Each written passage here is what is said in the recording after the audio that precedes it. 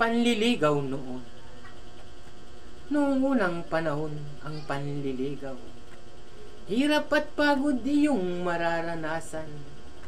Sa nanay at tatay at sa buong angkan, sila yaong iyong unang liligawan, bago ang anak na iyong minamahal.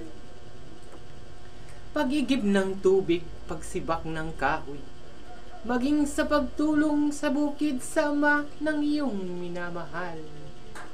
Tunay ngang kay hirap ng iyong mararanasan, ngunit subalit, sa pusong umiibig ay kay gaan lamang.